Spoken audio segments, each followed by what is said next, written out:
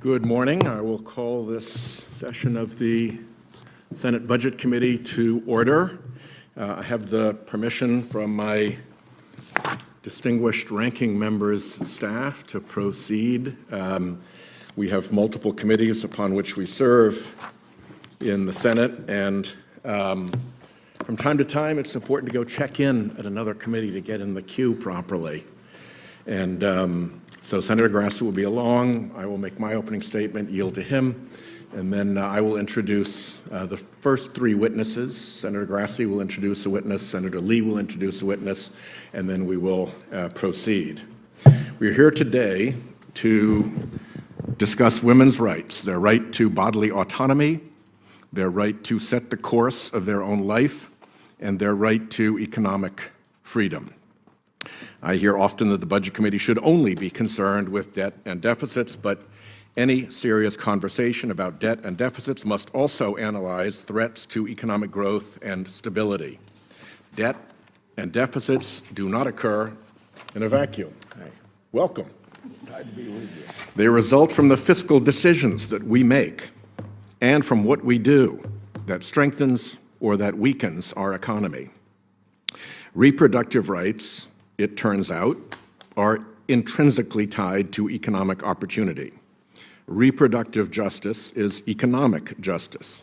Restricting one restricts the other.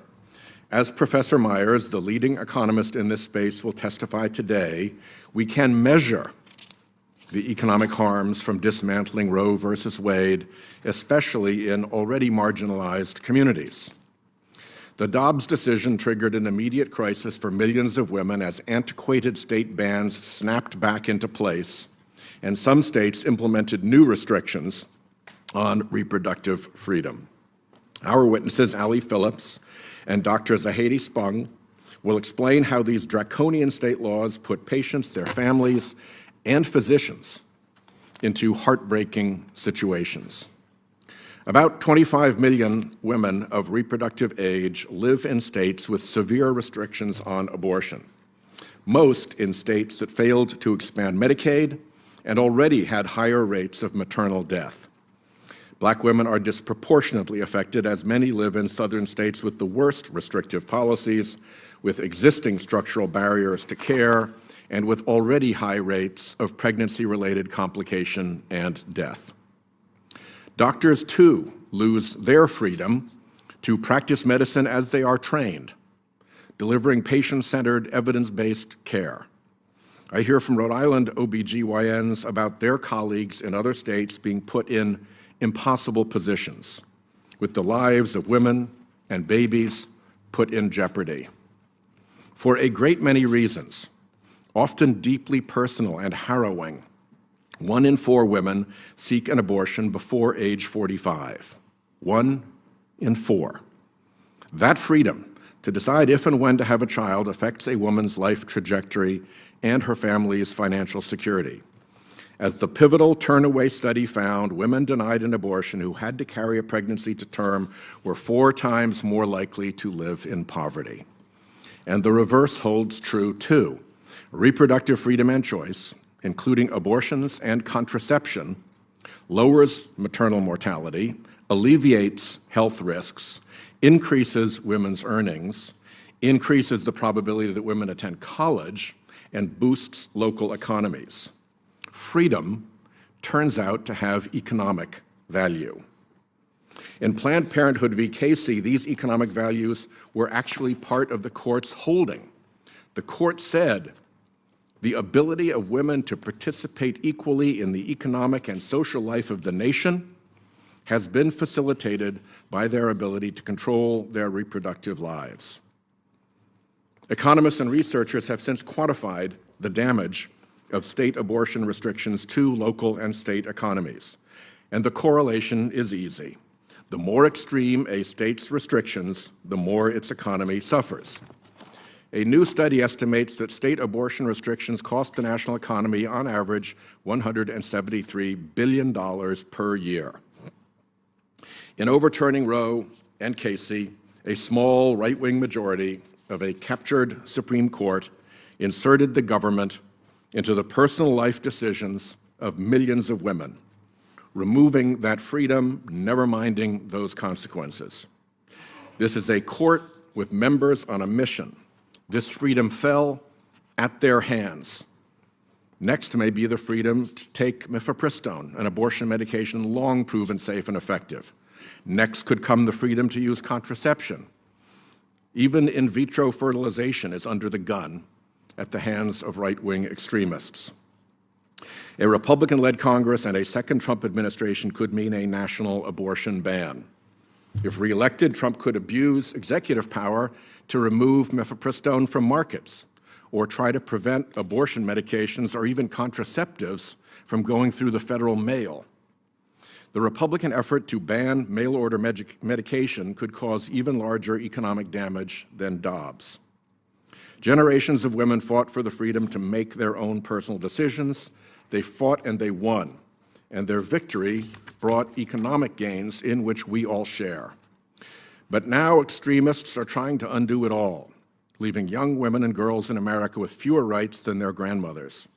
Women and girls have lives worth respecting and protecting, and no one should be forced to carry a pregnancy to term against their will. Stripping women of this freedom casts a long shadow over their lives and over their families' lives, and it casts a long shadow over our economy as well. Congress should safeguard access to abortion and contraception and codify Roe into law. This is something women should decide. It's just not the government's business.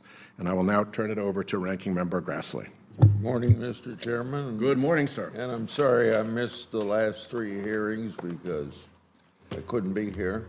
Well, it's great to have you back and to have you healthy enough to be back and participate in the hearings again. So bravo. Thank you. We're tackling a very serious topic this morning. Abortion, above all, is a moral and legal issue. Abortion is not an issue that lends itself to being looked at solely through an economic lens.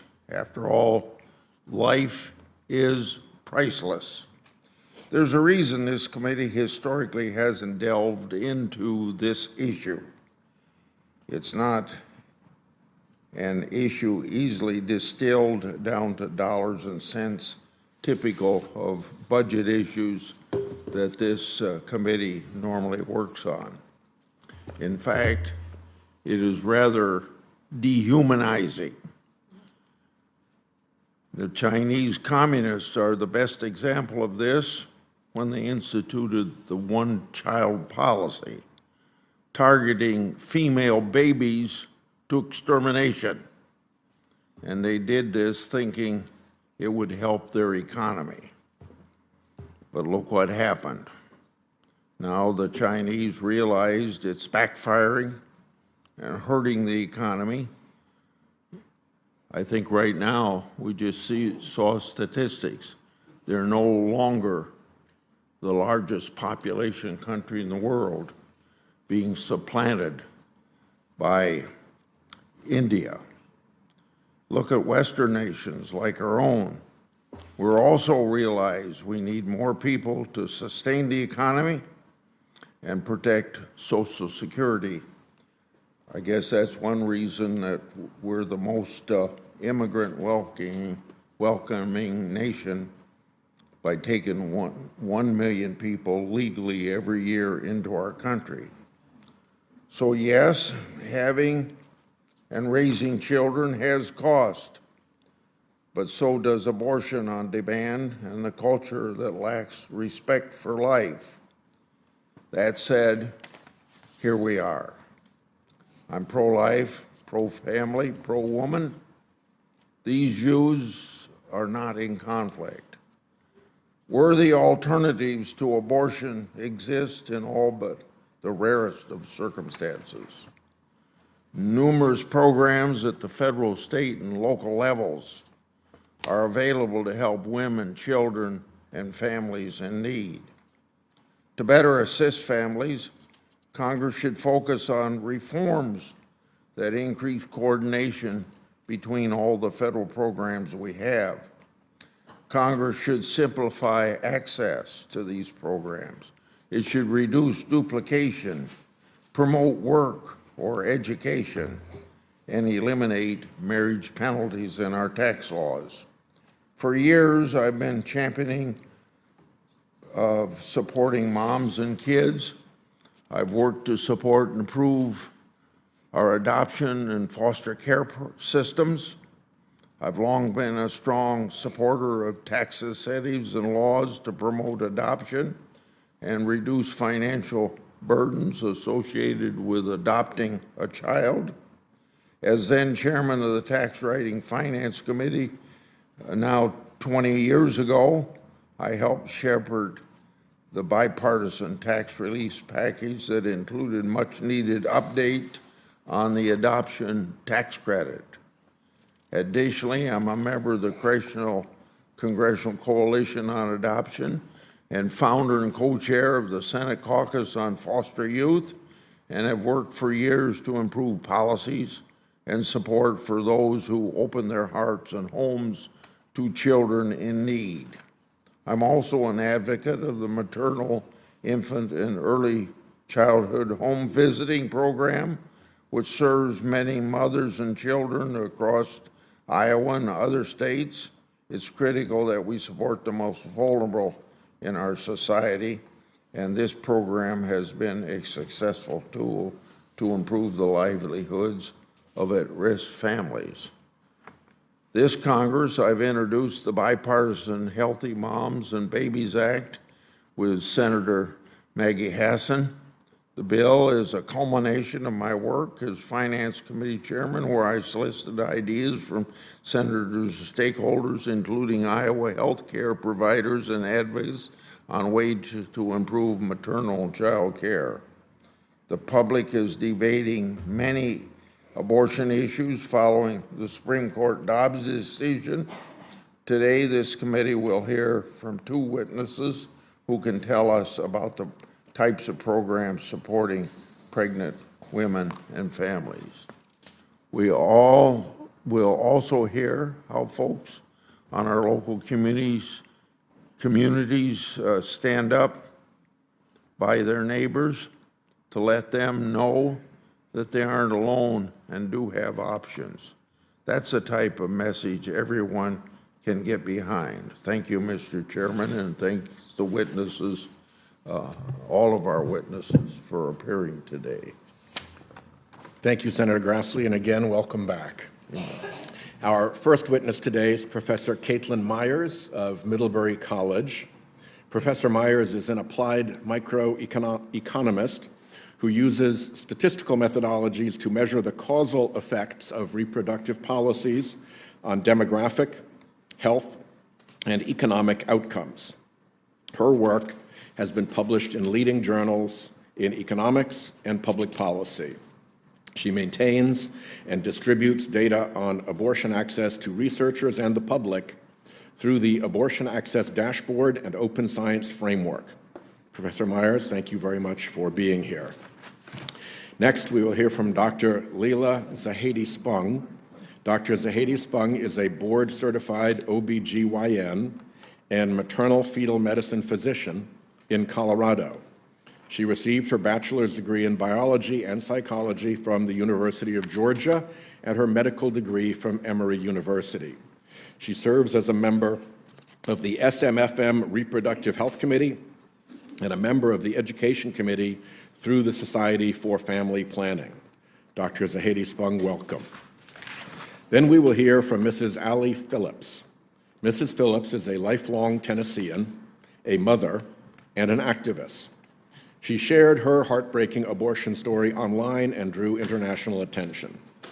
Turning her pain into passion, Mrs. Phillips has dedicated her time to speaking out and fighting back. Mrs. Phillips, we appreciate very much you taking the time to join us. And I will now turn to Senator Lee and Ranking Member Grassley to introduce their witnesses. Should I go ahead? It's between you two. Okay. I have the privilege of introducing an Iowan from Story County, Iowa, Ms. Tamara Call, MSN and RN. She is the executive director of the Obria Medical Clinic in Ames, Iowa. Ombrea is a fully licensed community care clinic. It provides professional medical services, including consultations, well women care, pregnancy testing, ultrasound, health education, and referrals. Ombrea employs board-certified OB/GYN physicians, registered nurses, nurse practitioners, medical assistants, and support staff. Mrs. Call holds a bachelor's degree in nursing and master's degree in public health nursing from the University of Kansas. I'm also pleased to welcome Breesy Call, Ms. Call's daughter, to our hearing as well. Thank you both for being here. Senator Lee, you have an introduction to make? Yes. Thanks so much, Mr. Chairman and Ranking Member Grassley. It's an honor and a privilege to be able to introduce my friend Leslie Ford as one of our witnesses today. Leslie's an adjunct fellow at the American Enterprise Institute's Center for Opportunity and Social Mobility. And she's also the president of an entity called Ford Policy Solutions and a member of the state of Virginia's Department of Social Services State Board of Social Services, which is authorized to adopt and recommend policy solutions on various social programs within the Commonwealth of Virginia. She's personally served in the White House as a domestic policy advisor and a special assistant to the President from 2018 to 2020, working on reforms to social safety net programs and also the administration's anti-poverty agenda. But most importantly, it is a great opportunity for me to introduce her and endorse her because she's a former member of my staff. She served as a policy advisor in my office, where she oversaw the policy portfolio on health, education, labor, and pensions, and worked on the development of a whole lot of health and social safety policy bills and amendments. Helped put together groundbreaking legislation in a number of areas, including education reform, welfare reform, just to name a few. She's, of course, moved on and become a thought leader and someone who has contributed to meaningful and prudent welfare reforms and anti-poverty measures. And so I particularly look forward to hearing from all of our witnesses, but especially Les Ford's. Thanks. Thanks very much, Senator Lee. Dr. Myers, please proceed. Chairman Whitehouse, Ranking Member Grassley, and members of the committee, thank you for the opportunity to testify today. My name is Caitlin Myers. I'm the John G. McCullough Professor of Economics at Middlebury College. As a labor economist, I study the causal effects of contraception and abortion access on economic outcomes. I'm not here as an activist. I'm here as a scientist presenting facts and evidence on the ways in which reproductive policy is also fundamentally economic policy. Women make up nearly half of the U.S. labor force. Their increased work hours and earnings since the late 1970s have boosted the U.S. economy by about 11% and prevented middle-class household incomes from stagnating. The decision of whether and when to become a mother is the single largest economic decision many women will make in their lifetimes. Men and women's earnings trend pretty similarly right up until the point of parenthood. But when they become mothers, women's earnings fall off a cliff, declining by about 30% and opening a gender gap that persists even after the kids grow up and leave the home. Much of this gap is explained by the challenges women face balancing work and motherhood, and it is exacerbated by the lack of paid family leave and high cost of childcare. Of course, none of this implies that women, men, and society don't benefit greatly from children. I'm a mother of 4, and for a time in my life, I was the widowed single mother of preschool-age children. I have no doubt motherhood reduced my own economic productivity. I'm also sure it's entirely worth it for me and a decision that I would make again. But that's the point. The trade-offs and decisions about whether and when to become a parent are inherently personal and closely tied to our economic lives. And even the best-laid plans of mice and men, and let's add women, can go awry. Abortion is a common reproductive health care need. Before Dobbs, nearly 1 million pregnancies ended in abortion each year. That's about 20% of all estimated pregnancies. At that rate, a quarter of women will obtain an abortion in their lifetime. And when they do, women are often in precarious and vulnerable situations. Most are young mothers, nearly 3/4 are low income, more than half report a recent disruptive life event like the loss of a job or housing instability. The most frequent reasons women cite for seeking an abortion relate to their finances, aspirations, and ability to care for other children. This brings me to a key point. Access to contraception and abortion empowers women to plan their economic futures. Expansions in reproductive autonomy have gone hand in hand with women's economic progress. The introduction of the birth control pill in 1960, followed by the legalization of abortion in the early 1970s, accompanied a period of epochal social and economic change marked by women gaining greater education, strengthening attachments to the labor force, entering new occupations, and increasing their earnings. Now, we all know the maxim, correlation isn't necessarily causation, but in this case, it is. Ample evidence from multiple independent research teams uses statistical tools for causal inference that isolate and measure the effects of reproductive autonomy. The legalization of abortion rewrote women's lives. It reduced teen motherhood by 1/3 and reduced teen marriages by 1/5. It reduced the maternal mortality of Black women by 30 to 50%. It allowed women to complete their education and increase their earnings. And in doing so, it improved the lives of children, reducing the number living in poverty and the numbers experiencing abuse or neglect. As they grew into adulthood, these children themselves had higher rates of college graduation, lower rates of single parenthood, and were less likely to be poor. And it's not as though the salience of abortion access has gone away. For instance, one study finds that as a result of being denied a wanted abortion, women experience a 78% increase in past due debt and an 81% increase in adverse credit reports, like evictions and bankruptcies. Since the Dobbs decision, 14 states are enforcing near total abortion bans, impacting nearly 1/4 of American women by increasing their travel distance to the nearest provider. The average affected woman now faces a journey of more than 300 miles one way. If any of my kids needed health care 300 miles away, I'd have them there tomorrow. But not everyone is in such a privileged position. I grew up in Burnsville, West Virginia, and LaGrange, Georgia, and I know many people for whom coming up with the money, childcare, and multiple days off work on short notice is just not possible. But you don't need to rely on anecdotes. The data tell us that as much as 1/4 of people in banned states seeking abortions do not find a way to travel hundreds of miles to obtain one. This is especially true for young women and women of color. And even for those who can make the trip, appointment availability has been severely constrained at many of the facilities on the front lines to receive them.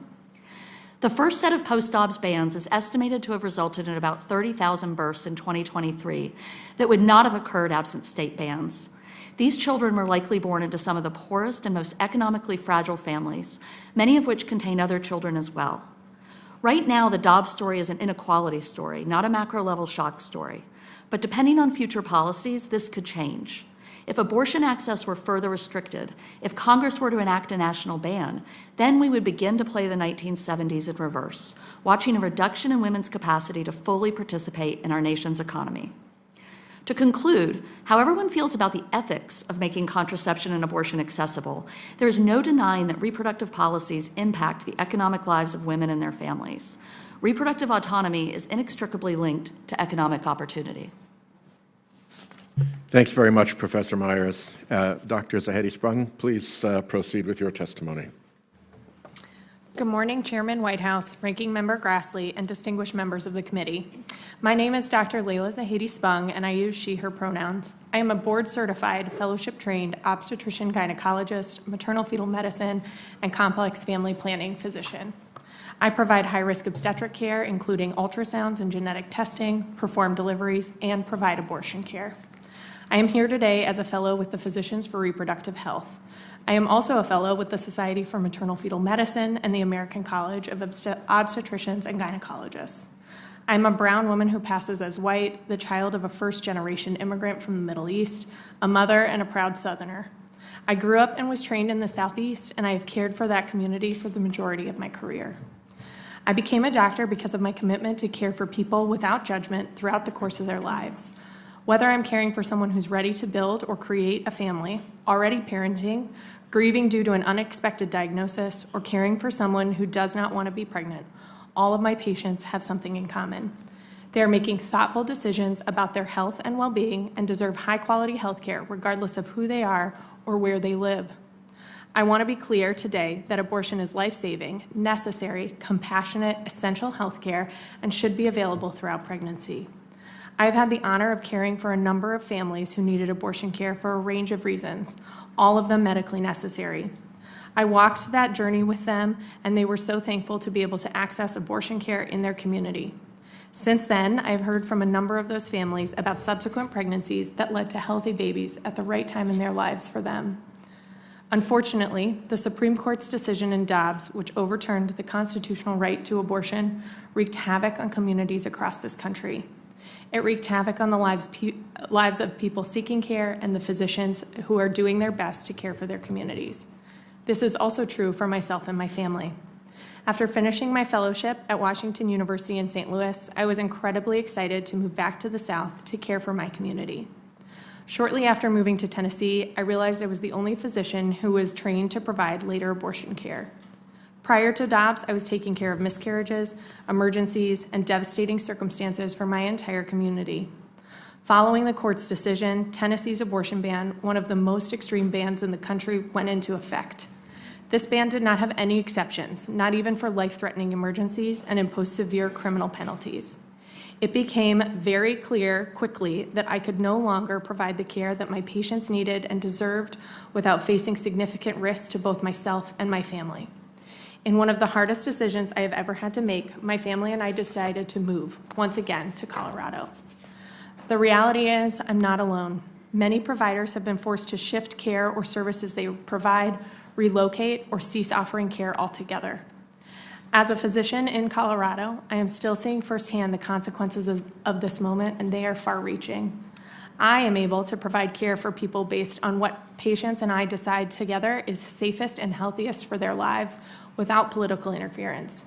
But so many of the patients who travel to us don't have that option at home. As states continue to ban abortion, patients are having to travel farther and farther distances away from their homes and their communities, not only for their abortion care, but for all types of primary and preventive care. And while I am grateful to be able to care for these people who have made it to us, I can't help but think about all of the people we know who have been forced to remain pregnant and don't have the means and resources to pay for the travel, childcare, additional time off from work, or keep up with the increased costs as they are pushed later into pregnancy. We know from recent data that already thousands of people have been forced to remain pregnant since the Dobbs decision. This is exceptionally dangerous given the state of maternal mortality and morbidity in this country, and especially for our people of color. We already know the consequences when someone is denied an abortion because even before the Supreme Court's decision, it was incredibly difficult for many people to access this care. Studies have shown us that people who are denied an abortion are more likely to fall into poverty, increase their amount of debt, and generally have worse financial security for years following their abortion denial. Inability to access abortion care has severe consequences, and this is especially true for our Black, Indigenous, and people of color who face systemic racism in all aspects of their lives. We cannot forget how collective economic security benefits all of us and how abortion care restrictions harm our communities as a whole. Despite all of these threats, I am unwavering in my commitment to support people in my home and community in whatever way I can. It shouldn't have to be this way. People should be able to get care in their own communities in a manner that is best for them with the people they trust. I urge you to listen to the stories being told today by the people who provide and access abortion care. I hope these stories help you understand that abortion care is not an isolated political issue, and to see how profoundly restrictions on abortion care access harm all of us and the people that we love. Thank you for having me. Thank you very much, Doctor. Mrs. Phillips, please proceed. Chairman Whitehouse, Ranking Member Grassley, and members of the Senate Budget Committee, thank you for inviting me here today. My name is Allie Phillips, and I live in Clarksville, Tennessee. My husband, Brian, works for a forklift company, and I run a small daycare out of our home. Together, we are raising Adelie, my 6-year-old daughter. We are not a wealthy family. We work hard to pay our bills on time each month. I spent the first several years of Adelie's life as a single mom, working 3 jobs while also finishing up my bachelor's degree. Brian, Adelie, and I were so excited to learn that I was pregnant in the fall of 2022, and even more thrilled to find out that we were having a little girl, Miley Rose.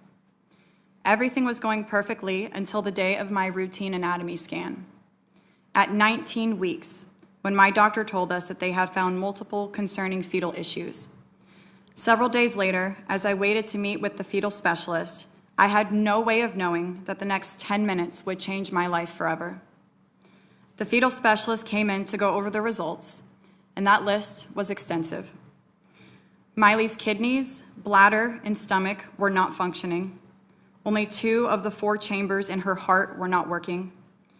There was no amniotic fluid protecting her, and she had a rare brain condition. Her growth was a month behind, and she had no lung development. We were told that Miley was not compatible with life.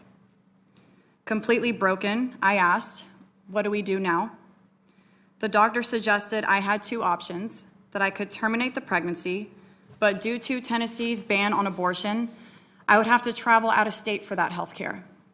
My second option would be to continue my pregnancy, but risk a miscarriage, a stillbirth, or giving birth for her to be put right into hospice care.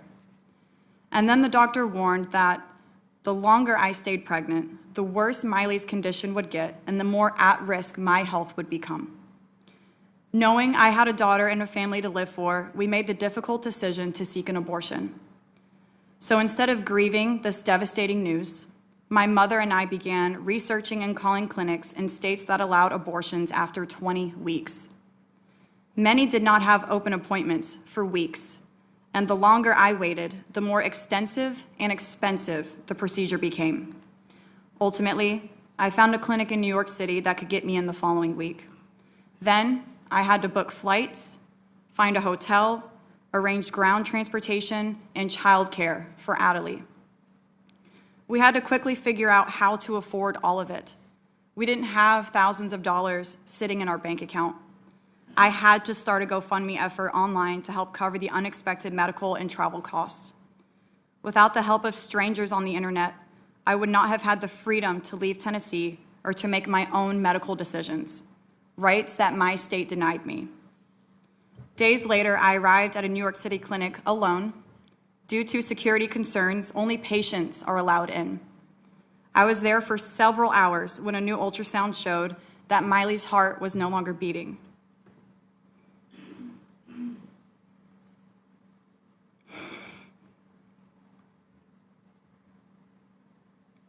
Sorry. Take your time.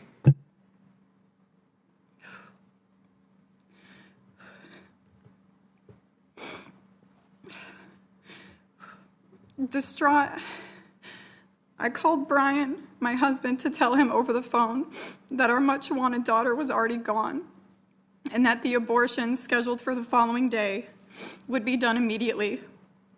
I went into surgery alone, and I sat in recovery alone. I grieved her loss alone in a city I've never been in, far away from the comfort of my home, my family, and my friends. No one should be treated this way, not in Tennessee and not in the other 13 states that now criminalize abortion, the standard of care that I needed in my situation. 2 days later, I flew back home to Tennessee. I had to go back to my life like nothing ever happened. I've never felt as small and inconsequential or unsupported as I did then. I was so depressed that I couldn't go to work for another week after we got back, and altogether, Brian and I lost 3 weeks of pay, which is rough for a family that lives paycheck to paycheck. My parents had to help us pay our bills the following month so we didn't lose our home. We want to have another child, but we're terrified because Tennessee still bans abortion and criminalizes doctors for providing essential health care for pregnant patients. Thank you for letting me honor Miley's memory by sharing our story today.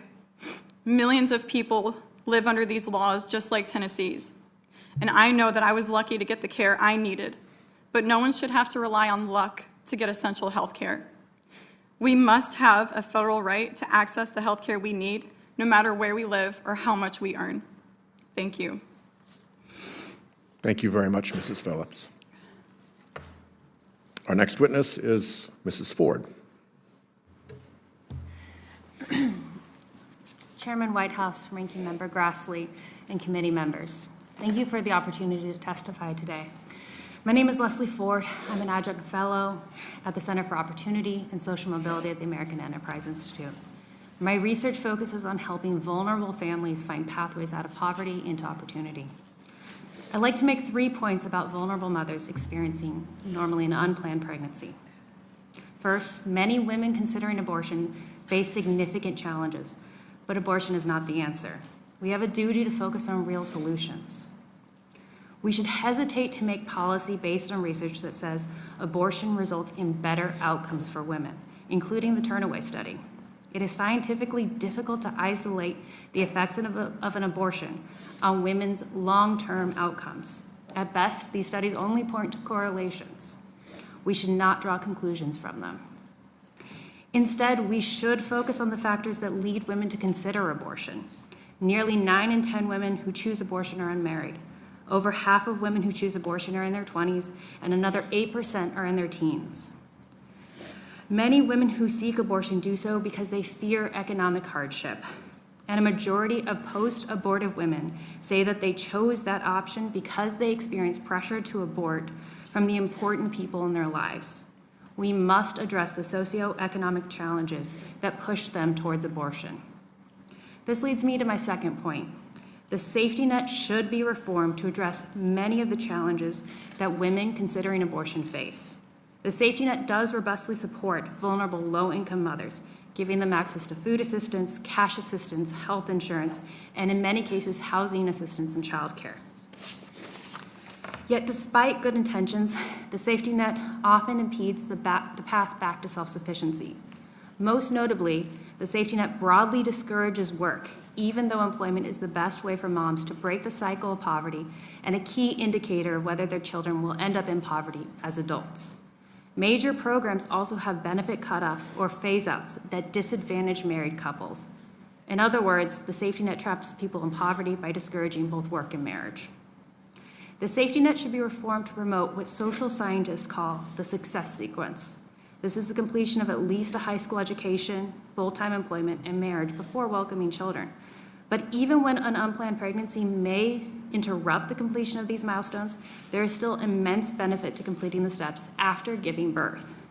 When following up with mothers 15 years after a non-marital birth, there is nearly a 70 percentage point difference in the likelihood of being in poverty between those who complete the milestones and those who do not. We can and must do more to encourage these mothers to find the pathway back to self-sufficiency. My final point is that the government can't do everything. Mothers need the support of their communities. This means that child support services must do even more to ensure that non-custodial fathers contribute to their child's needs. We should also engage nonprofit community partners that support women through and after unplanned pregnancies. I'd like to highlight here the more than 2,700 pregnancy resource centers nationwide that provide wraparound services for mothers in crisis, including essential care from cribs to housing and so much more. I want to conclude by reiterating that unplanned pregnancies present real challenges for mothers, but abortion isn't the answer. We can and must support these women, empowering them to overcome the challenges they face. Reforming the safety net is a crucial step. Like every American, low-income mothers deserve and desire real opportunity for themselves and their children. And it's absolutely essential to support mothers with the power of community. All mothers, but particularly single mothers, deserve a consistent and supportive community to walk alongside them, helping them welcome their children into the world and giving those children the brightest future possible. Thank you, and I look forward to answering your questions. Thank you very much. And next we have Ms. Call. Thank you, Chairman Whitehouse and Ranking Member Grassley and the other members of this committee for giving me an opportunity to testify today. My name is Tamara Call, and I'm the Executive Director at Obria Medical Clinic of Ames. Our mission is to provide reproductive health care and support women in a way which empowers them to make informed, life-affirming decisions. Ames is home to Iowa State University and 30,000 university students. I also want to note there are several Obria medical clinics around our country. Obria has been certified by the Accreditation Association for Ambulatory Healthcare, or AAAHC, which accredits outpatient clinics, surgery centers, and college student health centers. Certification from AAAHC reflects a dedication to high-quality client health care. We operate in compliance with all HIPAA laws, and our clinic is staffed by an OBGYN, nurse practitioners, radiologists, and highly trained registered nurses. At Obria, we have the privilege of working with smart, strong, and resilient women. Overwhelmingly, the needs women communicate to our staff is not much different than what we all need: healthy relationships with people who will support us without judgment and empower us on the journey to be successful. Obria provides healthcare services at no cost, including pregnancy testing, early ultrasound imaging, monitoring for possible ectopic pregnancy or miscarriage, and providing medical and emotional support, as well as after-abortion care. We see hundreds of women at Obria every year. We see women who are in college and afraid they will have to drop out if they choose to carry their pregnancy. Some are professional women who already have children but weren't planning to have more. Some women are struggling to make ends meet, and adding a child feels impossible. Others do not have support from the father of the baby. I am extremely grateful and humbled to have the opportunity today to share a story that is representative of the hundreds of women we have seen at Obria. Her name has been changed to protect her identity. I'd like to introduce you to Asa, who moved from Pakistan to the United States along with her 2 young children for a job at Iowa State University. She made the move because her husband was not supporting her or her children. Asa's husband came to the U.S. to visit the children, and during this visit, Asa became pregnant. She knew her husband would not provide support, and she felt very overwhelmed at the thought of caring for 3 young children. Asa felt an abortion was her only option. Asa scheduled an appointment at our clinic to get more information about the decision she needed to make. The nursing staff performed a pregnancy test and provided her with information about abortion, adoption, and parenting. I have copies of those brochures with me today, and am happy to share them with you. The staff listened to her concerns and provided support. Asa had an ultrasound, and when she saw her baby's heartbeat, she knew she wanted to parent. She felt heard, understood, and supported, which empowered her to carry her pregnancy. She is now successfully parenting her 3 children and has maintained her job at Iowa State University. Obria provides numerous support services and referrals for women. Obria is a qualified entity in the state of Iowa to provide presumptive eligibility insurance. This means that prenatal care is covered immediately while the full Medicaid application is being processed. Obria also assists women in applying for WIC, the Supplemental Nutrition Assistance Program, the Family Assistance Program in Iowa, and Child Care Assistance. The state of Iowa has a live map of child care providers and openings. Obria also connects women with housing resources. We provide women with referrals to childbirth classes, parenting classes, early Head Start, and parents as teachers. Obria offers a community moms group to foster connection and support among women with young children. We also have referral partners to assist women with food stability, applying for jobs, basic finance classes, transportation needs, and medical care. A woman should never feel that abortion is her only option. When a woman walks into our clinic, she often feels abortion is her only option. The staff at Obria prioritize open communication, allowing the woman to actively participate in her reproductive health care decisions.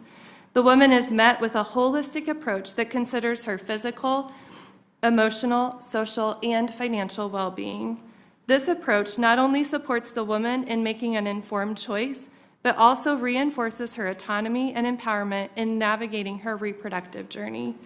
The information and relational support a woman receives at Obria instills in her the confidence she needs to be successful. Most of our clients, whether they choose to carry their pregnancy or not, return to Obria for care. What starts as a positive pregnancy test ends in a trusting relationship where we can provide support to women for years. Thank you. Thank you. I think it's a bit of a human experience that when extremists want to take away rights and freedoms, they speak in platitudes and generalities and jargon, if you will. So, Mrs. Phillips, thank you very much for bringing home the real, immediate, and practical consequences of that on your particular family. Obviously, it was horrible for you. I understand it was a pretty difficult period for Brian and Natalie as well.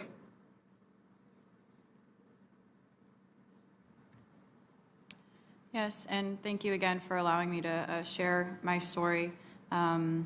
Brian is not Adelie's biological father. He's her stepdad, and he was beyond thrilled to have his first biological child. Adelie, who is an autistic, ADHD child full of energy and spunk, has always said when she grows up she wants to be a big sister. That's what she wants to be. And so she was over the moon excited when she found out I was pregnant. She would sing to my belly every night, Twinkle, Twinkle, Little Star, and she would make little toys for her sister to have once she was here. Trying to explain death to a then 5-year-old is already hard. Trying to explain death of an unborn fetus, unborn baby, is even harder. I had to explain to her that Miley was very sick and that she was causing Mommy to be very sick, and that we had to let Miley go in order for Mommy to stay. And as hard as it was, she understood that she needs her mom, and that her mom can potentially, if we decide to try again later on down the road. It's very hard for our family. Matter of fact, I'm in the year mark of when it happened. March 7th is when I arrived to New York City. February 24th was the day I found out it wasn't compatible. So it's very hard for me to be here today to talk about it, but I know how important it is because my experience isn't exclusive. It's not unique. Millions of women face what I do every day.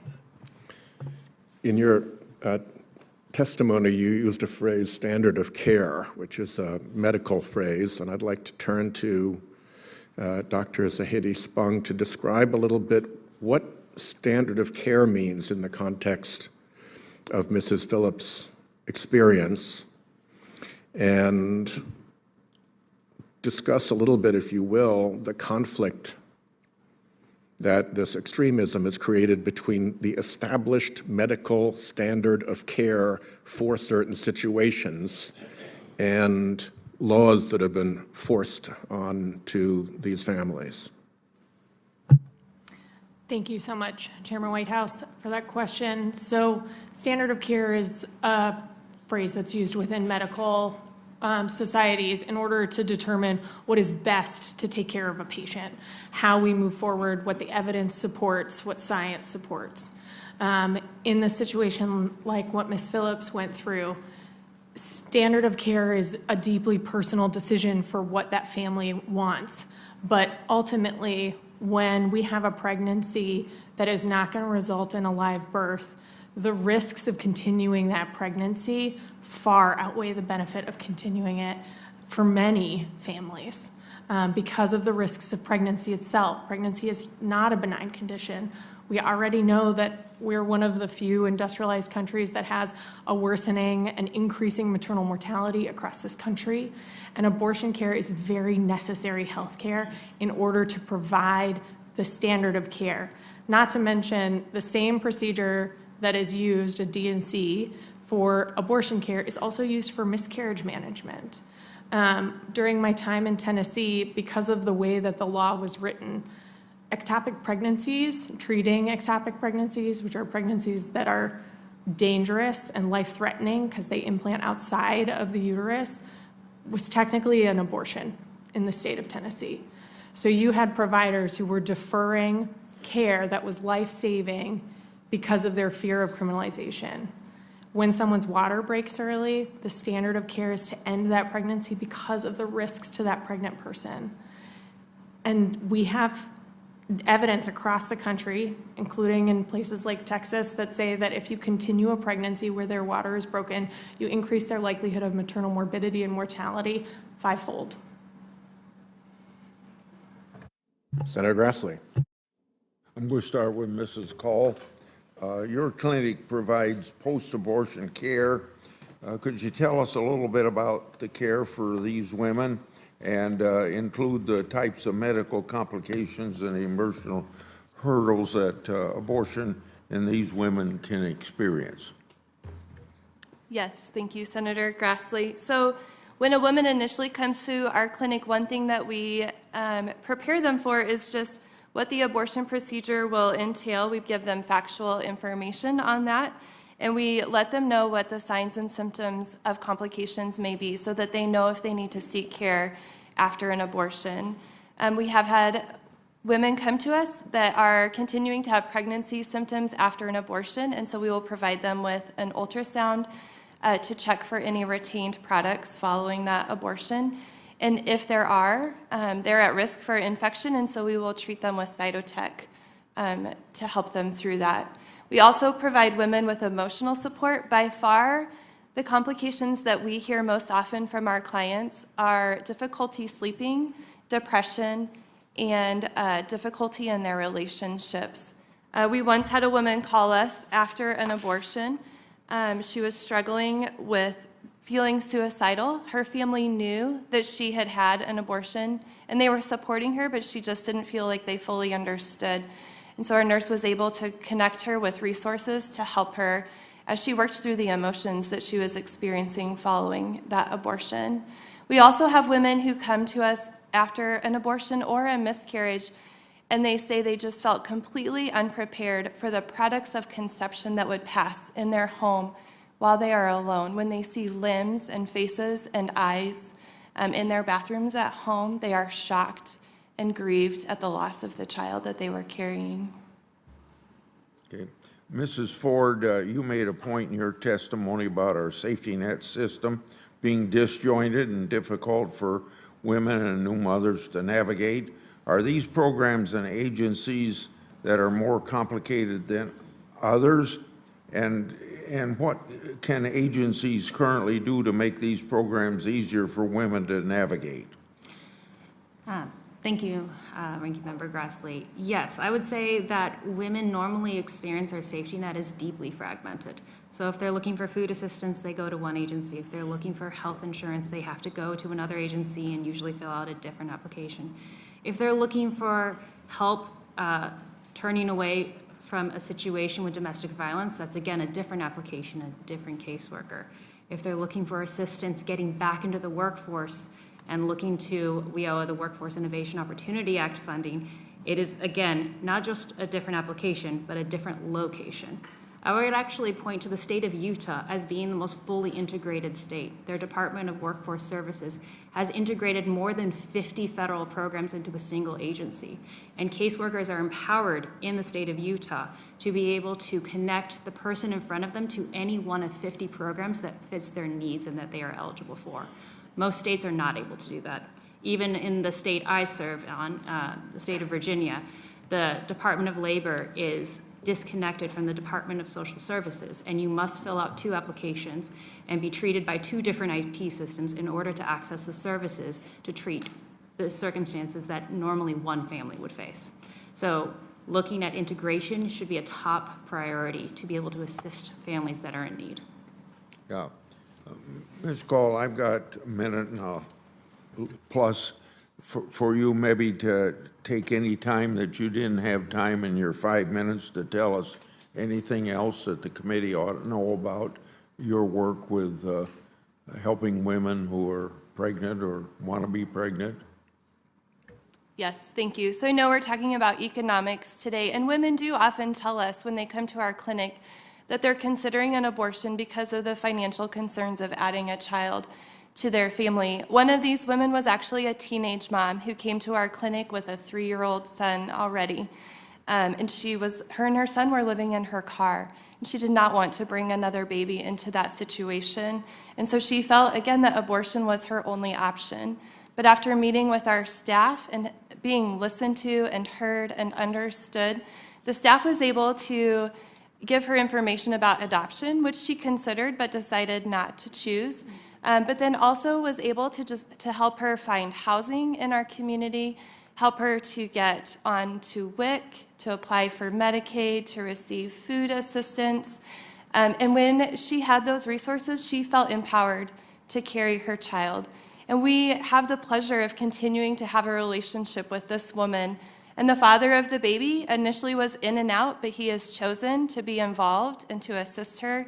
And just last week, we were able to help him find a job that has full benefits and will enable him to provide for his family. And so we are able to be that safety net for these women and children and men. We never have a woman come to us and say, I wish I would have aborted my child. Every woman who comes to our clinic who is financially strapped or in difficult situations, they want to keep their children, and they just need the resources to be able to do that, and a network of people around them who will support them and walk through that with them without any judgment or shame. Thank you. Thank you, Mr. Chairman. Thank you. All of your witnesses. I am particularly grateful that Chairman Murray is here because she's at the point of trying to head off a House Republican-caused government shutdown. So the fact that she's here is very significant. Chairman Murray. Thank you very much, Mr. Chairman. I really appreciate your having this hearing today. You know, since Republicans overturned Roe v. Wade, reproductive rights have really been under attack like never before in our country, and I'm really glad that we are here today to talk about something that doesn't get enough attention, and that is the strong connection between reproductive rights and economic security. Because when Republican politicians take away a woman's control over her own body, they are also taking away women's ability to plan their families, their finances, and their futures on their own terms. The connection is more painfully clear than ever in the post-Dobbs America, where your ability to get an abortion depends on where you live and whether you can afford to travel out of state. Can you take the day off? Can you afford transportation? Do you have a place to stay? Do you need childcare? Mrs. Phillips just described all of that happened to her. And there is a deeply cruel irony faced by women who are unable to get abortion because of cost. Women who are forced to stay pregnant by Republican politicians. If someone cannot afford to get the health care she needs, what do they think is going to happen when she's forced to have that child? How will she make ends meet? Republicans' anti-abortion extremism doesn't just mean forcing women to stay pregnant. Ultimately, it often means women forced out of the workforce and into financial hardship with no support to speak of.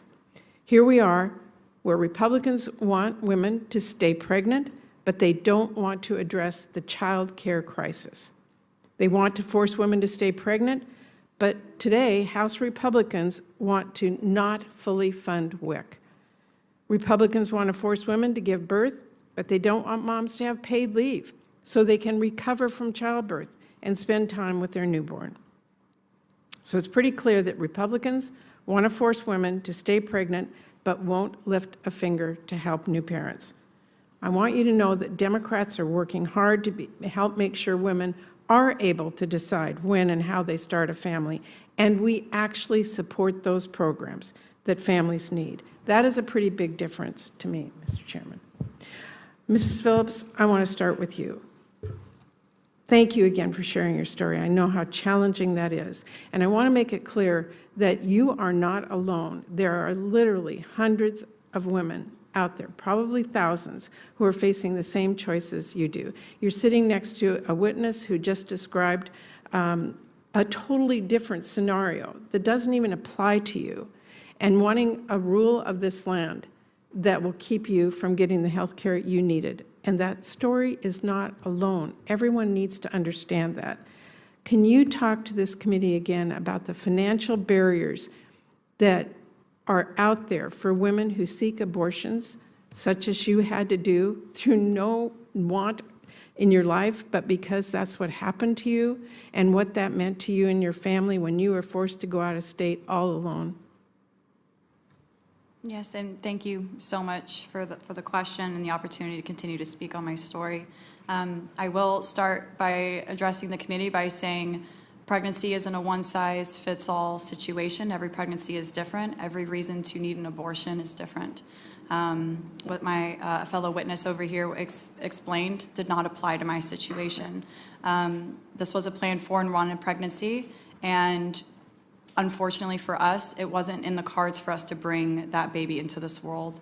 And as a low-income family, as you spoke, I was a single mom for the first 3 years of my daughter's life. I took 2 weeks off of work when she was born, unpaid, and had to go back because I didn't have any other option but to work to take care of my child.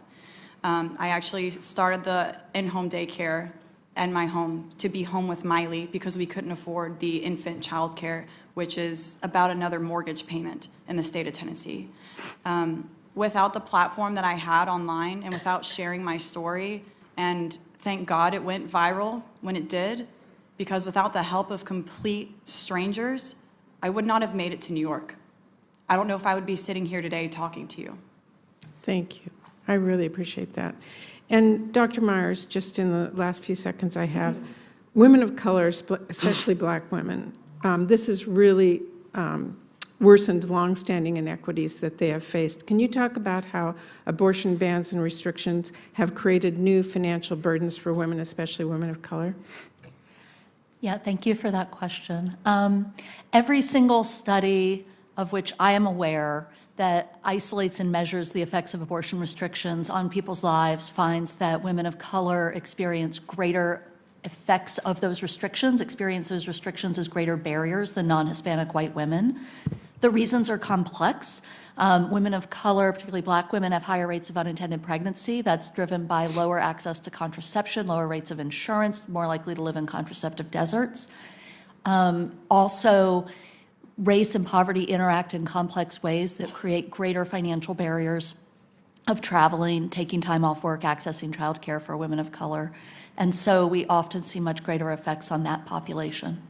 Thank you very much. Thank you, Mr. Chairman. Senator Kennedy, then Senator Stabenow. Thank you, Mr. Chairman. Professor Myers, you are here at the invitation of my Democratic colleagues, is that right? That's correct. Okay. In his opening statement, my good friend Senator Whitehouse said, I want to quote, "Reproductive justice is economic justice," close quote. Do you agree with that? I might, as an economist, use the word rights, but yeah, I do agree with that. Okay. That's not true for the baby, is it? Well, first of all, I would refer to a fetus, not a Yeah, baby. but that's, well, a fetus. I refer to it as a baby. That's not true for the baby, is it? The evidence that I presented to you, Senator Kennedy, was evidence about measurable effects on the lives of women, families, Right, I and got children that who were part, but that's born. not true for the baby, is it? I'm sorry, I don't really understand Well, it's the not question. true. Let me be Let clear. me I'm back sorry. up. As an economist, I measure effects using data. I'm not here to talk about ethics, assignment of personhood. That's not my Well, but you role. said you agreed with the chairman's statement that reproductive justice is economic justice. There is no economic justice for the baby because the baby's dead, right? I wouldn't refer. I don't really know how to answer your question. I would You know, I would refer to was a the baby fetus. dead or alive? We're referring to a fetus. Okay, is the fetus dead or alive after an abortion? The fetus would be dead after an Okay, all abortion. right. If the mother is healthy and the baby is healthy, do you support abortion up to the moment of birth? So I think that's a really hard question to answer because that just doesn't happen. You're asking me about something that simply doesn't happen. Well, I it's think- legal. I will tell you it's that- legal. It's legal in Vermont, New Jersey, Oregon, Colorado, New Mexico, Alaska, and the District of Columbia, and the Loon wing of the Democratic Party supports abortion up to the moment of birth. So, do you support that or oppose it? I don't think. Let me say, I'm here to talk about the economics of abortion. you're here as an expert. And I'm just asking you I what think you're you asking me a believe. question as a person, which I'll answer as a person. Okay, tell me as a person. I will tell you as a person that I have ambivalence about abortion. I will tell you as a person, I haven't personally had an abortion. And I will also tell you as a person looking at the evidence around me and understanding how complex the decisions are that people face. Okay. I'm just simply uncomfortable I got to move on, thinking that there's a Professor, 'cause I don't simple think you're answer that going to applies answer to my everyone. question. I trust women and their healthcare providers. It's real simple. You either support abortion for a healthy mother and baby up to the moment of birth, or you don't. And I don't think it's a difficult question. How about you, doctor? Do you support, if the mother is healthy and the baby's healthy, do you support abortion up to the moment of birth? So, Senator, you're using really inflammatory language to talk about a medical procedure, and it's not a simple yes or no. Not to mention, when you make statements like that, you're erasing the grief and the trauma that my patients You're not are going to answer my through. question either, are you? It's not a question that I can think be answered I think I in know an your appropriate answer. way, I think Senator. I know your answer. Mrs. Ford, okay? Let's take a baby at 21 weeks. Hold up, Mike. This is a baby at 21 weeks, okay? The baby can feel pain, right? Yes, And the baby's pretty developed, right? yes. And do you know the name of the procedure that the doctor would use to abort that baby at 21 weeks? I'm not a doctor, but I believe it's a DNR, It's called dilation and evacuation. Is that right? as far as I understand, yes. Yeah. And first, the doctor would dilate the cervix, and then the doctor would take what's called the doctor would call it a Sofer clamp. It's really a pair of pliers with sharp teeth on the end. And without giving the baby any pain medication, the doctor would go through the vagina, through the uterus, and start tearing the baby apart. Is that right? As far as I understand the procedure. Yeah, and she might start with the legs and pull them out, and the arms and pull them out, right? And then she might go for the heart or the spine and just pull the baby out piece by piece. Is that right? Without giving the baby pain medication. That's what I understand the procedure to be. Okay, but then you got to get the head out. The baby's dead, but maybe not. Maybe it's still in pain, but then you got to get the head out. And even with the cervix dilated, you got to get the head out, which is hard. So then the doctor would go in and use those pliers to crush the baby's head. Is that right? As far as I understand. And then she'd pull the head out, the crushed skull out, right? Senator Kennedy, your time has expired here. Well, you and gave Senator the Stabenow is others waiting. plenty of time, Mr. Chairman. Just letting you know, your time's expired. You have Okay. other senators waiting. Well, I was waiting when you were letting others. I'm sorry you don't want to hear about what happens. No, I don't think anybody in else an is actual going- I don't think abortion, anybody but else I has gone thought that over. was what we were here to talk about. No one else has gone over. Some of the witnesses went a little bit long, but on both sides, so I thought we were here trying to about control that. protecting mothers and killing babies. I'm going to turn to Senator Stabenow and Mr. I'm sorry Phillips. you I'm don't want sorry to hear that it. this had to Like take we've place got in a front of whole you. roster here. My apologies. I know it's ugly, but it's Thank the you, truth, Mr. Chairman. Mrs. Phillips, I'm so sorry you just had to hear that, particularly as you're talking about the 1-year anniversary of what you had to go through. It was shameful, and I'm very, very sorry. No one here should be judging you or any other woman who has to make decisions based on their life and what's happening in their pregnancy. And so, thank you so much for being here. This is about the freedom to make decisions, healthcare decisions for women, half the population, freedom to make our own healthcare decisions. In Michigan, after Roe v. Wade was overturned, people across Michigan put this on the ballot for our Michigan Constitution in 2022. Overwhelmingly, Democrats, Republicans, people of all ages voted to put that in Michigan's Constitution, the freedom to make our own reproductive health care decisions, and which is great, except now we hear with a national abortion ban being talked about by our Republican colleagues, and if we have a Republican president, a national abortion ban takes that all away. And we also know that IVF now, which is the choice to have a baby and go through IVF to have a child, that also potentially is being taken away, and probably birth control's next. So this is about basic freedom. And so I just want to start, though, a little differently than I had planned. But Ms. Call, you talked about no woman should feel abortion is their only option. I couldn't agree more. I work on nutrition issues, healthcare issues. I've been at the forefront of all of these issues. I could not agree more. But listening to Mrs. Phillips' story today, do you think she had another option? Yes, thank you for the question, Senator Stabenow. So I am not a medical doctor, but I do know our OBGYN has worked for over 30 years and has delivered over 4,000 babies, and I know he has cared for multiple women who were in a similar situation to Mrs. Phillips. And I know that he worked closely with them and you wouldn't counseled agree, them. I'm just in the interest of time, I don't Yep. mean to interrupt you, but Yep. you're saying her baby was dead, Right. but So- she had another option. Well, when her baby is dead, it's no longer an abortion. At that point, it's a DNC, I believe, So, medically. Okay. All right, thank you. I appreciate your work, but again, there's a lot of different stories to tell here.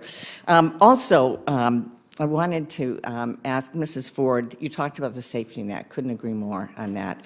Right now, we have a situation where we're working to fully fund WIC for pregnant moms and babies, healthy food, nutrition, and so on. Do you support WIC as a Yeah, WIC funding WIC? WIC is an important resource for mothers, especially providing formula to their children. Yeah, so we shouldn't have waiting lists, which is going to happen if we don't fully fund WIC. It seems to me if there's a 9-month pregnancy, you can't have a waiting list, right? And so, Mrs. Call, I would assume you mentioned WIC as being a support, and that's something that you would support? Yes. We also, I've been trying for years, actually Senator Grassley and I for years, to put in place quality standards for labor and delivery under Medicaid. Half our babies are born with Medicaid health care, and Republican colleagues have stopped that here in the Senate for years. We don't have national quality standards. I assume as part of a safety net, Mrs. Ford, you would support having quality standards for labor and delivery? Yes, across labor and delivery, and especially post-abortive care. Fewer than 20 states actually track post-abortive outcomes, and most abortion clinics actually, women who are experiencing trouble are normally referred to a hospital ER. Right, well, I'm talking about just healthy babies. Yes, not across post. the That's what board we should for have any- that. for any And pregnancy. colleagues should be working together to do that. Yes. Yes, we should absolutely, and I'm assuming, Mrs. Call, you would support having quality standards as Yes, well? I agree. Okay, which is not happening because of folks here in this body. So, Mrs. Phillips, let me go back to you. Thank you again. How has this horrible experience that you had to go through changed the way you think about your family's future and the kind of world you want your daughter to grow up in? Thank you for that question, Senator. It has been extremely difficult. As I stated before, this was a planned and wanted pregnancy. We still want to expand our family. That's something we plan to do. But unfortunately, while the ban still sits in Tennessee, we're terrified. It was a very traumatic experience that I had to go through, that my family had to go through. My card here says mom and activist. Since what happened to me happened, I have turned to activism because my daughter is growing up in a state without bodily autonomy. My daughter is growing up in a state that lawmakers are telling her that she doesn't have a choice. It's one thing to put me through it. I'm a 29-year-old woman, but to put a child through something like that is inexcusable. And I would say that I'm hopeful that we can come to an agreement, a nonpartisan agreement, in our state capitol and restore abortion access so I can continue my plans of my future and expanding my family, because that's something I desperately want to do, but I'm terrified to do.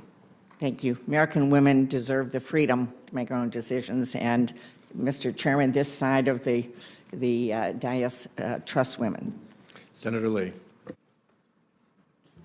Thank you, Mr. Chairman. At the outset, Sorry to interrupt, followed by Senator Merkley.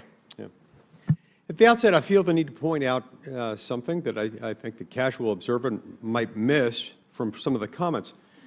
The Dobbs decision did not criminalize abortion. The Dobbs decision didn't do anything to affect the legal status of abortion other than to return the decision, the primary decision on abortion, back to the states. It concluded that this has always been an issue that was before the states prior to Roe versus Wade and its progeny. The Supreme Court in Dobbs simply undid Roe and said this is a decision that most of the time, that is, unless we're dealing with something in the District of Columbia at a military installation using government funds or something like that, isn't normally going to be federal action.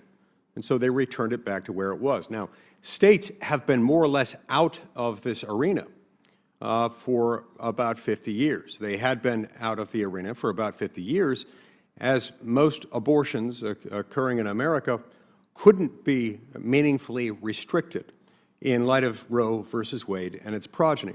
States are getting back into that business now after it had been usurped by a judicial oligarchy of sorts for nearly half a century. And so, yes, states will handle this differently, but states handle many things differently. Everything from occupational licensing to what procedures might be performed in certain states, even the criminal laws of one state differ from those of another. Those laws are made by men and women elected by the citizens of those states. Sometimes those laws can end up having unforeseen consequences, sometimes tragic ones. Those laws can be changed from time to time. But it's important to focus on what this is about and what it is not. It is, at the end of the day, something that is in the hands of the American people. This is part of what having a democratically elected government means. It's what it focuses on. I've heard several mentions made to the idea that there's suddenly going to be a national abortion ban, a federal abortion ban enacted. To my knowledge, Republicans who now control the House haven't even pushed for a vote on that elsewhere. Same can't be true of the Born Alive Protection Act. It's a different circumstance. When a child is born alive, I would hope we could all agree, regardless of what your religious, moral, or policy feelings about abortion are, I would hope we could all agree that once a child is born, there are all kinds of protections, and that allowing someone to be killed carries all kinds of other ramifications. Ms. Ford, I'd like to start with you. I'd like you to talk to us a little bit about the marriage penalties that exist in our current tax code and our social safety net at the federal level, and what harmful effects they might have on things like family formation. How do they harm, for example, married couples with children in a way that doesn't affect other families? Yeah, I'd like to start by pointing out that marriage penalties in the safety net, which exist primarily in a program explicitly like the earned income tax credit, you can earn thousands more if you are unmarried and have children versus if you are married and have children. But they're also implicitly throughout the rest of our programs. For instance, if you don't declare the partner who you are not married to within the home, you can receive thousands more in SNAP benefits or TANF benefits or any other number of benefits. And the effect that we see that this has had on our culture is within the unmarried birth rate. We have the highest percentage of children living in single-parent homes in the world. It is about a quarter of U.S. children live in single-parent homes as compared to 7% around the world. Are you suggesting we have thus incentivized out-of-wedlock birth and childbearing? The information seems to be falling that way because when we track CDC data, if you're looking at college-educated women, fewer than 10 or 11% have children out of wedlock. That's roughly similar to what was happening in the 1960s. When you're looking at less educated women, it comes close to 60%. It really does hit on education levels and income levels whether a child is going to be born out of wedlock. And we know very clearly from the data that there is an impact to having two parents in the home. This is why Melissa Kearney's recent book, The Two-Parent Privilege, was published. She is not right-leaning. This is following the data. There is a huge benefit to having two parents in the home with the child. How does that contribute to the perpetuation or even exacerbation of existing inequities along racial, economic and other demographic lines? We know that if there is a single mom or a single parent who is raising her child alone, she is much more likely to experience economic hardship, and it is much more likely for her children to experience intergenerational poverty. The 60 years that aid to dependent children with families was run in this country showed that economic outcome. This program, which provided cash assistance to mothers, by the mid-1990s, 9 in 10 women were unemployed, 1 in 7 children were on the program, and after it was reformed to focus on work, the out-of-wedlock birth rate stabilized. Women returned to work by nearly 20 points, and child poverty in this country dropped by 60%. Human beings are rational actors, and when we incentivize the wrong things, sometimes we'll get those things, and those things can sometimes harm a lot of people, especially the most vulnerable. Thank you, Mr. Chairman. Thank you, Senator Lee. The order I have at this stage, depending on attendance, is Senator Merkley, Senator Braun, Senator Padilla, Senator Kane, Senator Wyden. That's the sequence, but if people aren't here, you can be bumped up the sequence. Senator Merkley. Thank you. Dr. Zahedi Spong, if in some states, I want to understand if an ultrasound reveals that the fetus does not have a heartbeat, in some states, would it be basically the law now require that woman to carry that child until there is a miscarriage, that child who does not have a heartbeat? So I don't know of any states that require people to carry pregnancies that are true miscarriages. What I can say, though, is that with procedure bans around D&Cs and D&Es, it can require patients who have experienced a miscarriage where the fetus's heart stops beating to deliver that fetus and undergo an induction instead of having a medical procedure that could end their suffering quickly. Okay. That was exactly the situation we were in with our first child. We lost our first child at 4 months. And I think it would have been extremely difficult for Mary to be required by the state to carry that child post that point. I'm sorry. I want to turn, Professor Myers, to the poison pill riders that the House has proposed, including riders that restrict access to medical or medication of abortion. What would be the economic impact of passing an appropriations bill with some of these extreme anti-abortion riders? Thank you for that question. The economic impacts could be tremendous depending on the rider, but I'd really like to talk about medication abortion for just a second, because mifepristone has become incredibly important to the provision of abortion in this country. Even before Dobbs, more than half of all abortions were provided as medication abortions. And right now, about 40% of the brick and mortar abortion facilities in this country only provide medication abortion. The remaining facilities, with very few exceptions, provide both medication and procedural abortions. If mifepristone access were meaningfully reduced, it would upend the provision of abortion in this country. It could end telehealth provision, which has become extraordinarily important to people. It could shutter providers, brick and mortar providers across the country, including in states that have been supportive of abortion rights and might not understand the threat that faces them. And it would create really limited appointment availability at many of the facilities that remain. Yeah, thank you very much. And Dr. Zahedi Spong, I want to turn back to you.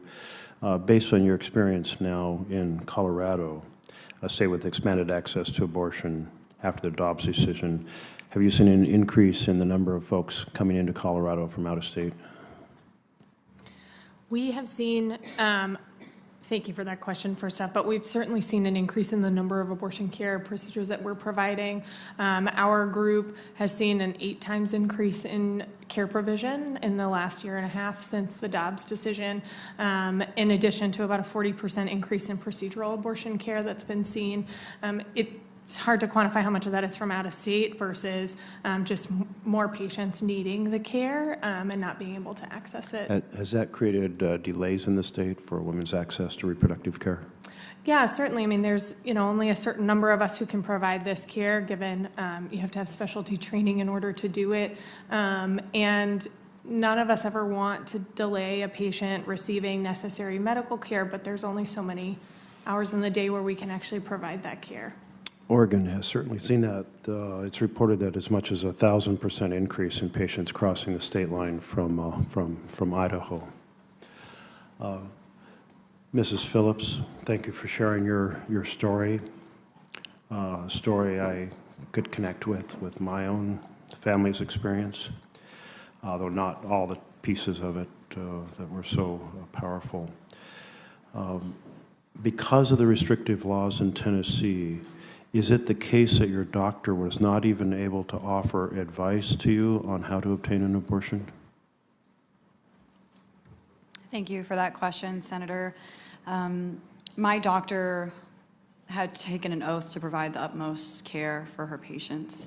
And at that point in time, the way she understood Tennessee's law was that she could not offer me resources. She stated that I would have to do the research on my own, and then I was left to essentially defend myself and my own life and fertility. Yeah. Thank you very much. Thank you, Mr. Chairman. Thank you all. Senator Braun, followed by Senator Padilla. Thank you, Mr. Chairman. This question will be for Mrs. Call. I'm going to kind of preface it with these comments. Colleagues before me have had questions about the nature of life and human essence, and I think have made the point that it's hard to distill that into economic terms. When you try to do it, especially through an institution that is now become one that has no problem with borrowing and spending money from future generations. Just to tell you where we're at there, this is the Budget Committee. We are now borrowing $1 trillion every 6 months. And you know whose back that's going to be upon? Our kids and our grandkids. That's probably a more pertinent subject to what we're talking about here today. But on the subject matter we got here, that has no good ending to it. That is about as bad a business plan as anyone would ever want to be a part of. But here, to try to speak about this in economic terms, I think from the state I'm from, this is a question of being pro-family, pro-mother, and that would be a place, I think, that would be a legitimate place to have a discussion, just not trying to even do anything about it if you're for it when you're borrowing it from your kids and grandkids. Indiana has effective public and private health care networks that help women without urging them to destroy an innocent life. The General Assembly's fulfillment of Indiana's culture of life includes the decision to disperse TANF funds to pregnancy care centers and alternatives to abortion programs. Mothers should not feel alienated from assistance and forced into abortion. Sadly, the Biden administration embraces a culture that wants to do the opposite, to strip support for pregnant women and their unborn babies. I just think it's the wrong place to go. My question is, what do you tell young families and worried mothers when they need help with an unexpected pregnancy? Should they be leaning towards that, taking the tools away from states that want to maybe talk about life and preserving it? What's your opinion on that? Yes, so your question is what we tell families about that? Or I guess, can you repeat exactly what question you want me to answer? Sorry. So when you have young families confronting these issues, what is your advice as opposed to what the Biden administration, I think, has been pushing, and take funds, borrowed money, to facilitate ending life? I mean, what should be the message?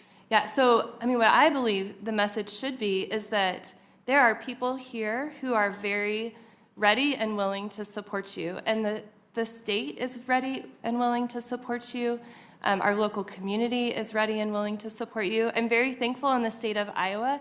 They recently passed the MOMS program, which provides state funding to centers like ours so that we can truly support these women where they are. And I want to be very clear, we never suggest to a woman what she should or should not do. We just simply give her the information, let her know all of the resources that are available to her, because as it's been said, it can be tricky to navigate all of these systems and institutions, and so we're just there to be an advocate for her and to help her walk through that as she considers her decision. And have you had any outreach from the Biden administration to help you in your programs? No. Zero. Zero. And I think that's just something, if you're going to try to push one dynamic, at least to be fair, it ought to be something that you're willing to do with the other point of view as well. Thank you. Thank you. Senator Padilla. Thank you, Mr. Chair. Then Senator Kane. I just wanted to lead with a couple of data points. And first, just thank you all for your testimony and participation today. It's important and timely conversation, obviously. About 42% of adults, up from 33% just about 5 years ago, say that they have either used fertility treatments or personally know someone who has. And there are currently an estimated 1.5 million frozen embryos nationwide. The recent ruling in Alabama effectively bans IVF in certain states because it would subject people involved in all steps of the process to unreasonable criminal liability. As Republicans continue to stumble over the flawed arguments against reproductive rights, what I see happening is they're realizing that it's one thing to say that you're opposed to abortion in theory, and it's a whole other thing to try to legislate in this new reality. Now, it's offensively hypocritical for so many House GOP members, for example, lining up to pledge support for IVF while simultaneously signing on to so-called parenthood legislation with no carve-out for embryos in clinics. My first question, Dr. Zahedi, how would you square Republican support for IVF with support for personhood legislation like the Life at Conception Act? So thank you for that question, Senator. And if I'm understanding your question, I think the hardest part about all of this discussion is that reproductive justice is both about choosing when to have a family and choosing when not to, and then the safety around how you choose to parent your children as well. And the argument around IVF, they are, as in conjunction with the argument around why abortion care is necessary medical health care, is that you're taking away the autonomy of families to make the decisions that are best for them.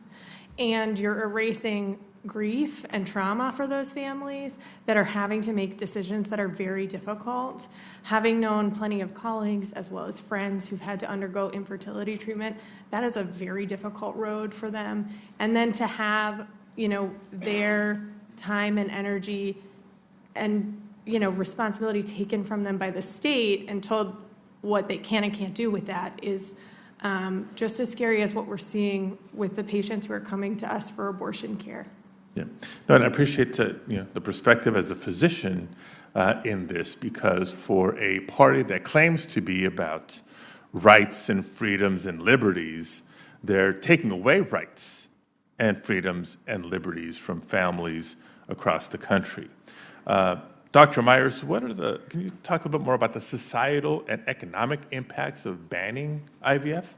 Yeah, and I'll preface it by saying, since this has been a bit of a mixture of the personal and professional, my oldest child is an IVF baby and the product of a frozen embryo transfer. This really hits close to home for me, seeing what's happening in Alabama. So reproductive autonomy isn't just about young people avoiding parenthood until they're ready. It's about all people being able to become parents when they want to. And IVF has helped millions of people, including me, and the economic evidence suggests that it allows women to spend more time seeking the right partner, investing in education, and investing in their careers. And in a country and moment when we're increasingly seeing people delaying parenthood, a lack of access to IVF is very concerning from an economist's perspective. Thank you very much. And if I can, in my brief time remaining, I do want to touch on another topic because I think as Dr. Zahedi exemplifies, there across the country are obstetricians, gynecologists, and nurses that are leaving their practices in states like Idaho, Texas, Oklahoma, and Tennessee, while new doctors are avoiding those states altogether. Facing the departure of respected and talented physicians, many hospitals have since closed their labor and delivery units in these red states. So the brain drain extends beyond just maternity care. Following the Dobbs decision, a growing number of companies have updated their health insurance policies to include abortion travel benefits. And it's because they recognize the impact that state laws restricting abortion care have on their ability to attract and retain talent. Dr. Zahedi, can you, you left Georgia and Tennessee, as you shared in your testimony, as a result of Dobbs and the state's abortion restrictions. I can imagine that Republican attacks on reproductive health care is driving obstetricians and other healthcare professionals from red states. How does this impact access to essential healthcare services, including prenatal visits, including access to contraception, including maternal fetal medicine and postpartum care, cesarean sections, and more in those states that are being left behind? Thank you so much for that question, Senator. I have a deep concern for what's going to happen in this country as these rights continue being taken away. We know even prior to Dobbs that states that had abortion care restrictions had worsening maternal mortality and morbidity, and that was still divided and worsened across racial lines as well. So now that we're adding in the factor that physicians are afraid to be in states where there are significant abortion bans, you're eliminating an entire workforce. And in addition, almost 50% of the OBGYN residents in this country are training in states with abortion care restrictions. We will graduate an entire generation of OBGYNs who don't know how to do D&Cs for miscarriage management, who aren't equipped to counsel patients appropriately about the findings of their pregnancies, who aren't going to be able to provide necessary emergency medical care in these communities, and I'm very afraid what that's going to mean for their patients. Idaho, for example, has had multiple maternity wards close over the last several years as almost 25% of their OBGYN workforce has left, and there is maybe 2 maternal fetal medicine physicians left in the entire state. Patients are traveling 200 miles one way for prenatal care now. In a state that already had really, terrible maternal mortality and morbidity. I worry what that means for the residents of that state and how we're going to continue to watch women die. Yeah. Senator Kane, and then Mr. Chair, just in closing, because obviously we have and will continue to have fiery debates as policymakers, and we're seeing what impact it's had on medical professionals in states across the country. But the ultimate consequence, and this is why you're having this hearing, the ultimate consequences are on women and families, and that needs to be at the center of our actions here. Thank you. Senator Kane, and then Senator Van Hollen, unless Senator Wyden returns. Senator Kane. Thank you, Mr. Chair. Ms. Phillips, your testimony was incredibly powerful, and I really want to thank you for sharing it. And the legal system of Tennessee in this country has really failed you. I was listening to Ms. Call earlier saying that in her work, she tries to inform people and tries to be non-judgmental and let them do what they choose to do. Your state does not let you do that. Your state does not let physicians do it. The fact that you have a physician who's taken an oath to provide you patient care is so afraid of criminal liability or loss of licensing privileges that when you're given this devastating news, you and your mom have to go online and search to find a place thousands of miles from where you live, far away from any family in a city that you've never visited, if I remember your testimony right, to terminate a failed pregnancy. I mean, it's just, the cruelty is astounding. Astounding. I mean, I just would like to go back and just clip that piece of the testimony from Ms. Call earlier. We want to accompany women and let them decide what's in their best interest. If that's what a healthcare provider testifies, why wouldn't a state legislature or a court system or a Congress have that same attitude? I want to push back a little bit on Senator Braun's notion. He was pushing a line that the Biden administration is interested in abortion and not on moms. And so let me correct that. The American Rescue Plan was the first piece of legislation that was passed under the Biden administration of the 117th Congress. And my colleagues and I were here, and it passed by one vote. One vote. Every Democrat voted for it. Every Republican voted against it. The American Rescue Plan included a really important provision for moms and kids. Prior to it, Medicaid would cover a mom after delivery for 90 days. More than half the births in this country are Medicaid births. Prior to the American Rescue Plan, moms would be covered for 90 days. In the American Rescue Plan, we allowed states to expand that 90 days to a year, where the mom gets covered for a year because there's so many challenges that mothers face post-delivery. That passed by one vote. Democrats did that. Joe Biden and Kamala Harris did that. Every Republican voted against mothers. They voted against mothers. And guess what states have done with that mandate? We extended it in an appropriations bill the next year. 45 states have decided to embrace this optional mandate that we allowed them to do, embracing the Biden-Harris policy, embracing a policy the Democrats supported, and every last Republican in the Senate opposed. Mr. Chair, I imagine you've been here longer than me. There are days when you're here and you wonder if you do anything. Then there are days you're here when something happens by one vote. The American Rescue Plan. Moms get Medicaid coverage. We saved 2 million workers' pensions. Saving the Affordable Care Act in August of 2017 happened by one vote. The Inflation Reduction Act to bring down prescription drugs happened by one vote. The American Rescue Plan had another pro-mom, pro-family, pro-kid provision, the child tax credit, that reduced infant poverty by 45% within 6 months, passed by one vote. Every Democrat supported it. Every Republican opposed it. I gather from your testimony, Professor Myers, that one of the reasons that women often cite for terminating pregnancy is financial pressure. The financial pressure of health care expenses, the financial pressures of raising kids and finding child care. Knowing that you're going to be covered for health care in the year after delivery, knowing that you can get a child tax credit to help you with the expenses, these are the kinds of policies that are pro-mom and pro-family and might even help the U.S. deal with the declining birth rate and kind of turn it around. And we could start to have a growing birth rate again if families felt that they had a financial cushion and the financial pressure wasn't causing them to consider terminating a pregnancy. Am I right about that? Yes, I think you are, Senator. Thank you for the question.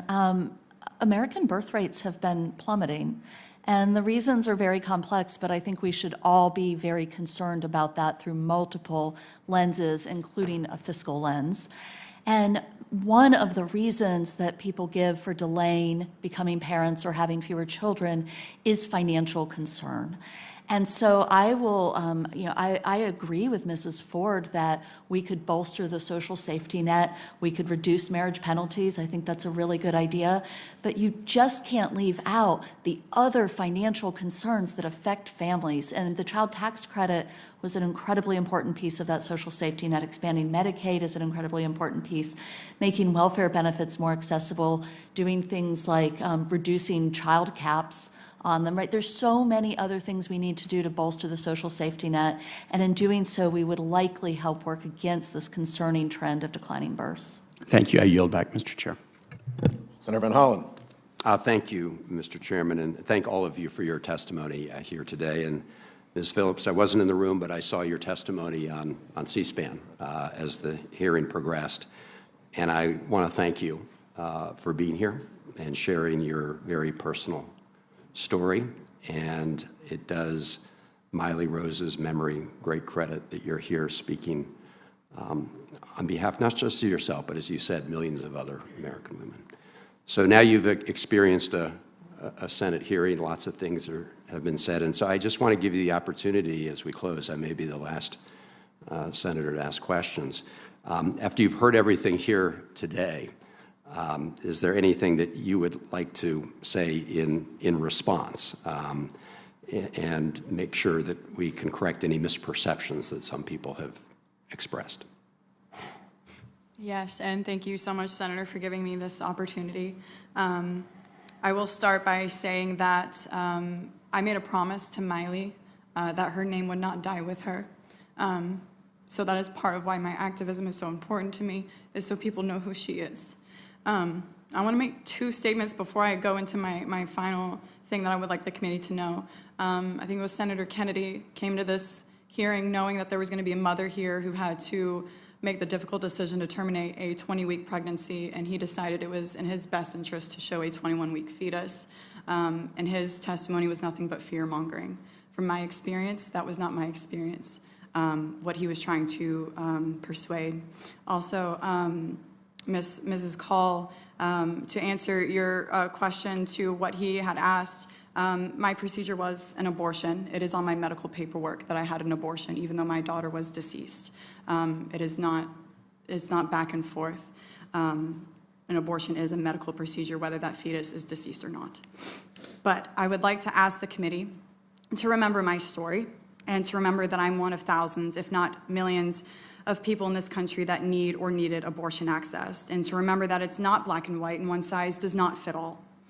We can't be putting politics into healthcare decisions, and also to remember these facts, that abortion access is essential healthcare, no matter how you want to look at it.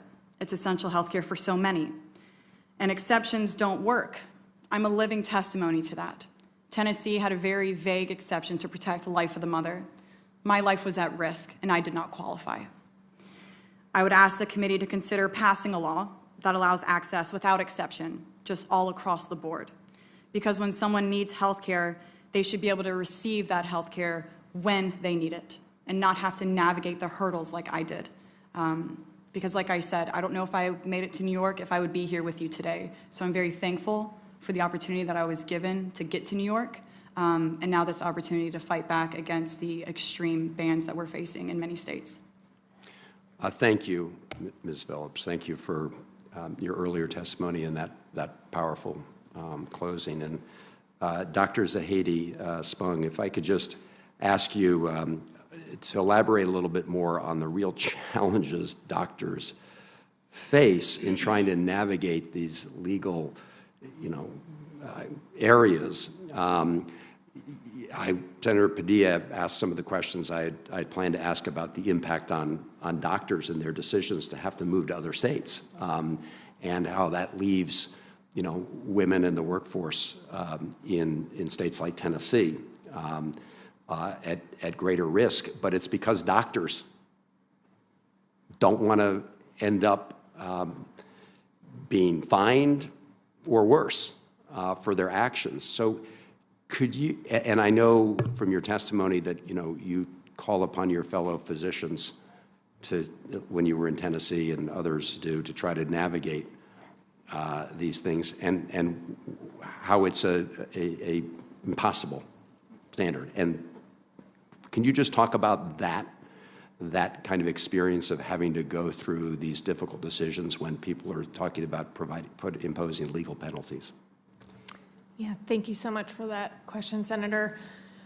I'm a physician and not a lawyer. I did 11 years of training in order to become a doctor and trust my own clinical gestalt. And then a law went into effect that took my ability to care for my patients in the way that was necessary away from me and from so many others. I'll never forget, after the days after Dobbs, the number of conversations I had with our hospital lawyers, my criminal defense attorney, the lawyers across the country who were trying to navigate the ever-changing experience for patients and providers. And I wasn't able to care for patients because I was trying to figure out if I could even take care of them. I had a hematologist call me and ask if he could give chemotherapy to a breast cancer patient who he had just found out was pregnant, because he was worried that if he did and she miscarried, he'd go to jail for taking care of his patient. It is still terrifying. We navigate this on a regular basis with patients who are coming to us with very complex care, trying to make sure that they have all of the follow-up and the care that they need back home while still protecting their privacy. It's untenable, and I am devastated I had to leave a place that I loved and a community that I cared deeply for. But I knew I couldn't do any good if I wasn't able to practice medicine anymore. Thank you, Doctor. Thank you. Thank you. Thank you, Mr. Chairman.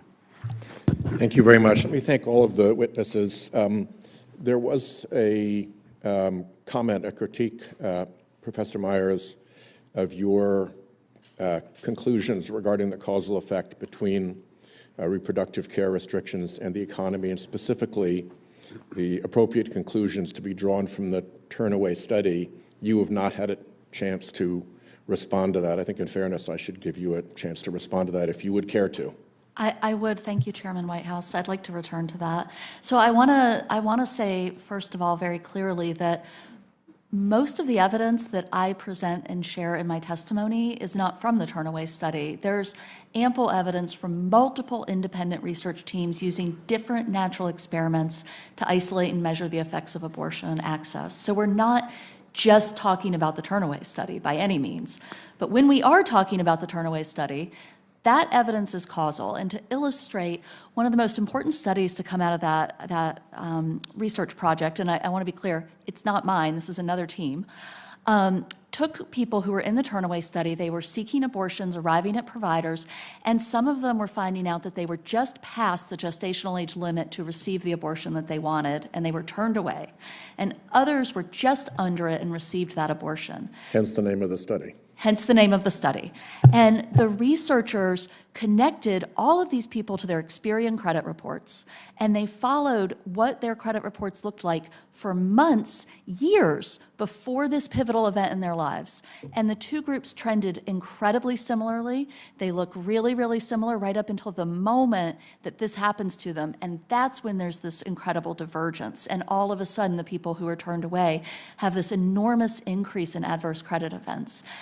I don't think a reasonable person can look in that evidence and say, that's just a correlation, something else happened that day that caused their credit to fall off a cliff. All right, well, thank you for that response. Thank you all for your testimony here today. I know that Mrs. Phillips, this was particularly difficult for you, and one of our colleagues made it even more difficult, and I apologize for that, but I thank you very much for being here. The record will remain open in case anybody wishes to add anything for another week. But with that, this hearing is concluded.